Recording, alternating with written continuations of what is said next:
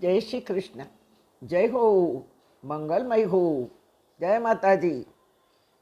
ગઈકાલે આપણે શિવ વરઘોડો એના વિશે આપણે શ્રવણ કર્યું.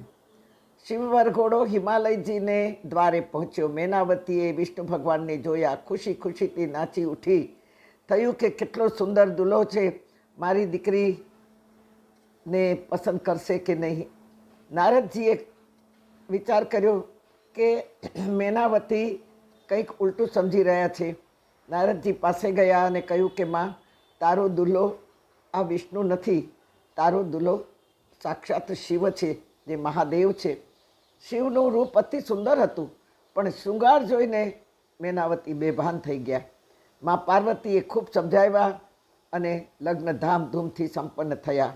કથામાં તો શિવ વિવાહની કથા આખો દિવસ ચાલે. ખૂબ જ ધામધૂમ છે. ખૂબ ધામધૂમથી શિવ વરઘોડો આવશે અને બહુ સુંદર રીતે માં પાર્વતીને કન્યાદાન થશે.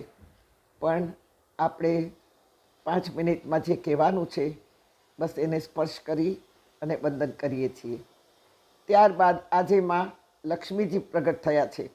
આજ મહાલક્ષ્મીના પ્રાગટ્યની કથા છે. મહાલક્ષ્મીના અનંત સ્વરૂપો છે.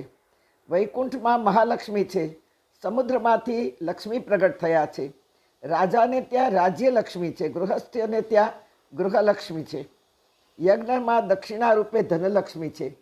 નારદજી નારાયણજીને પૂછી રહ્યા છે કે આપ મને મહાલક્ષ્મીજીનું પ્રાગટ્ય શ્રવણ કરાવો.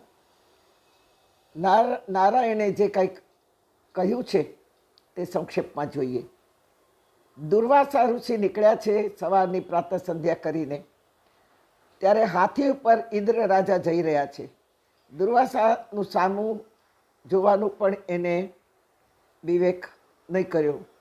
દુર્વાસાનું સ્વાગત ન કર્યું. હાથી ઉપરથી ઉતરીને પ્રણામ કરવા જોઈતા હતા, પણ ઇન્દ્ર ખૂબ ઘમંડી. આજે પણ જુઓ, મોટા દેખાતા લોકો કેટલા ઘમંડી છે કે નાના લોકોની સામે જોવા પણ એને ફુરસત છે, છતાં પણ નથી જોતા. હા, નારાયણે મહાલક્ષ્મીનું પ્રાગટ્ય શ્રવણ કરાવ્યું છે. અને દુર્વાસા તો ક્રોધી હતા, એને શાપ આપ્યો કે જાઓ તમે નિસ્તેજ બનશો દેવો. દેવો નિસ્તેજ બનવા લાગ્યા. સૂર્યમાંથી તેજ નીકળવા લાગ્યું, ચંદ્રમાંથી શીતળતા, નદીઓ સુકાવા માંડી, સમુદ્રો પોતાની અંદર આશરો આપેલા જળચર જીવોને બહાર ફેંકવા લાગ્યા. દેવો બ્રહ્મા પાસે ગયા, સમુદ્ર મંથન કરો. બ્રહ્માજીએ કહ્યું દેવો અને દાનવો ભેગા થાય, દેવો દાનવોને મનાવી લો. મોટું કામ કરવું હોય તો નાના લોકોને મનાવવા પડે. મંદરાચલ પર્વત વાસુકી નાગનું દોરડું કર્યું અને સમુદ્ર મંથન થયું. બહુ સુંદર અધ્યાત્મ કથા છે આ, પણ આપણે સંક્ષેપમાં જ કહીએ છીએ અત્યારે કે થોડું અધ્યાત્મ પણ સમજી લઈએ. ચાલો. સમુદ્ર મંથન એટલે આપણા જીવનમાં જે કાંઈ બનતી રહી ઘટનાઓ છે એ સમુદ્ર જેવી છે. તેથી તો સંસારને સમુદ્રની ઉપમા આપી છે. સંસાર સાગર, તો એ સાગરને વલોવાનો છે. દેવો એટલે સદ્ગુણો અને દાનવો એટલે દુર્ગુણો. આપણામાં દુર્ગુણો ઘણા છે, દાનવો ભયંકર છે, કામ, ક્રોધ, લોભ, મોહ, મદ, મત્સર. પણ દેવો બહુ જ ઓછા છે આપણામાં, સદ્ગુણો. મંદરાચલ એટલે મન, મનનું પર્વતપણું બતાવ્યું છે અધ્યાત્મમાં. ને વાસુકી નાગનું દોરડું એટલે પ્રેમ.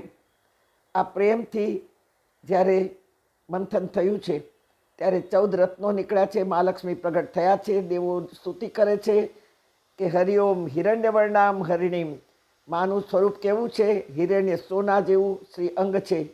લક્ષ્ય સાધે તેને લક્ષ્મી કહેવાય. બાકી બધો પૈસો સમાજનું, જ્ઞાતિનું, મંદિરોનું, વિધવાઓનું, બાળકોનું, રાષ્ટ્રનું ધન ચોરનારને ત્યાં નથી લક્ષ્મી કે નથી ધનલક્ષ્મી. નથી પૈસા, માત્ર રડાવનારી અલક્ષ્મી જ છે. ઉપર ગયા પછી કોણે જોયું છે? બધું જ અહીંનું અહીં છે ભાઈ. જુઓ, ટીવીમાં પહાડ જેવા નોટોના ઢગલાઓ, સોના ચાંદીના કોથળા ભરેલા દેખાય છે. ચોરનારની અંતે શું દશા થાય છે જોયું ને? ચંડીપાઠનો બહુ સુંદર મંત્ર છે. યા શ્રી સ્વયં સુકૃતિનામ ભુવને સ્વલક્ષ્મી પાપાત્મનાં કૃતદિયાં હૃદયેષુ બુદ્ધિ શ્રદ્ધા સતાં કુલજન પ્રભવસ્ય લજ્જા તાન ત્વામ ન ત્વામ સ્વપરિપાલય દેવી વિશ્વમ.